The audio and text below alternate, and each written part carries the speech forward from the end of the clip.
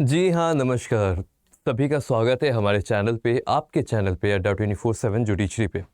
आज एक बहुत महत्वपूर्ण क्वेश्चन पूछना है आपसे कि आप लोग क्या लिव इन रिलेशनशिप के बारे में जानते हैं? Live in relationship that means to persons who have not married each other but with consent are living with consent। याद रखिएगा, कंसेंट सहमति के साथ साथ में रह रहे हैं विथ नो मैरिटल ऑब्लिगेशन। कोई मैरिटल कोई शादी वाले ऑब्लिगेशन नहीं है। No duties, no marital duties. They can be the friends और स्ट्रेंजर्स और whatsoever. But the thing is, क्या लिव इन रिलेशनशिप आज के समय सही है या गलत है?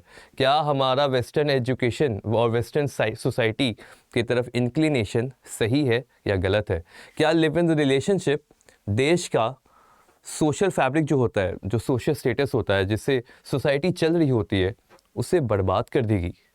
इन बातों पे चर्चा करते हैं आज। तो जुड़े रहे चैनल से और देखिए, खुद से स्टार्ट हो रहा है, right? It is also getting excited, so let's see क्या बात कह रहे हैं। Observing the live in relationship can not be at the cost of social fabric of the country. Allahabad high court में ये बात कही गई है और एक रिट प्ली को डिसमिस करते हुए ये बात कही गई है। रिट किसने फाइल की थी? एक मैरिड वुमन ने and her live in partner seeking police protection on the ground that the husband is endangering their peaceful lifes. एक married woman is living with a live in partner and उनको threat है कि इस महिला का जो पति है, एक्स पति है, वो उनकी जान पे खतरा कर सकता है। तो वो प्रोटेक्शन के लिए गई थी कि हमें प्रोटेक्शन दीजिए। ये कहाँ पे हो रहा है? इलाहाबाद हाई कोर्ट की बात हो रही है यहाँ पे। द बेंच में जस्टिस रेणु अग्रवाल जी बैठी हुई थी, जिन्होंने कहा the court is not against live in relationship but against illegal relationship and it is a very important line. Court live in relationship के अगेंस्ट में नहीं है, वो इलीगल रिलेशन जो चल रहे हैं उनके अगेंस्ट है। ये बात कह रही हैं जस्टिस रेणु अग्रवाल। आगे, this court does not deem it proper to permit the parties. इस कोर्ट को नहीं लगता है कि पार्टीज को हम इलिसिट रिलेशनशिप के लिए प्रोटेक्शन देंगे। लिव इन रिलेशनशिप उस कॉस्ट पे नहीं होगा जहां पे हमारा सोशल फैब्रिक देश का बर्बाद हो जाए। Directing the police to grant protection to them may indirectly, अगर मान लेते हैं हमने इन्हें प्रोटेक्शन दे दिया पुलिस के द्वारा, तो ये इनडायरेक्टली ही ऐसे रिलेशनशिप को बढ़ावा देगा जो कि कोर्ट नहीं चाहती है। Essentially the bench was approach by 37-year-old, 37 साल की एक महिला जो मैरिड वुमेन है, वो पहुंची थी अपने लिव इन पार्टनर के साथ और उन्होंने कहा कि she is not married to him, however she voluntary entered into a live in relationship with him due to the apathetic behaviour of the husband के बहुत ही पैथेटिक बिहेवियर के कारण वो किसी और के साथ रहना स्टार्ट कर दी थी और लिव इन रिलेशनशिप में रह रही थी और उन्हें डर था कि उनके पति कुछ गलत कार्य करके या तो उनकी जान या तो उनके लिव इन पार्टनर की जान पे हमला कर सकते हैं, या तो हार्मफुल हो सकते हैं, या तो कोई स्टेप ले सकते हैं जो कि हम लोग कंसिडर नहीं कर सकते। सो ये बात लेके वो पहुंची कोर्ट के पास। It was her further case that the husband is trying to endanger their peaceful life and hence she prayed for police protection.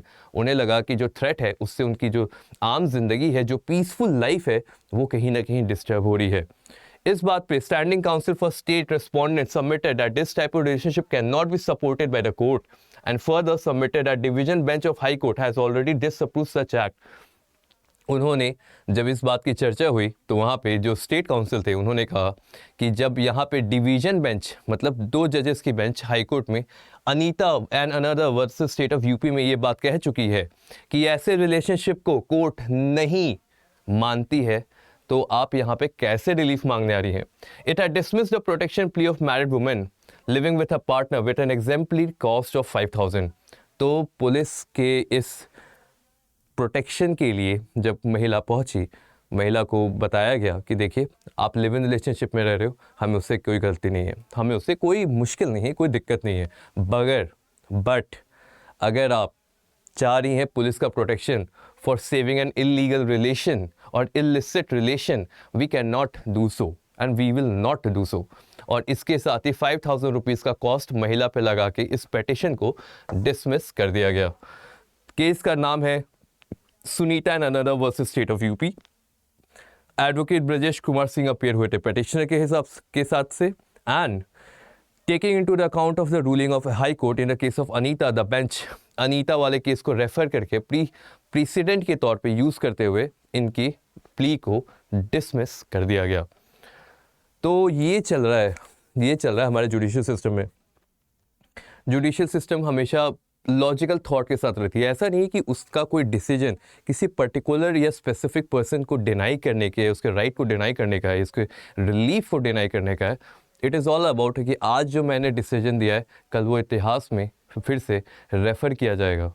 तो क्या मेरी डिसीजन से फ्यूचर में किसी को दिक्कत ना हो जाए, या फ्यूचर में सोसाइटी का कोई फैब्रिक टूट ना जाए, या फ्यूचर में कोई ऐसा स्टेटमेंट आए या तो कोई ऐसा इशू आए जिससे मेरे फैक्ट्स, मेरे जजमेंट से एक अनएप्रोप्रिएट जजमेंट रेफर कर दिया जाए, तो उससे बचने के लिए हाई कोर्ट हमेशा फर्म स्टेप लेती है, और यहाँ पे भी हाई कोर्ट ने एक फर्म स्टेप लिया।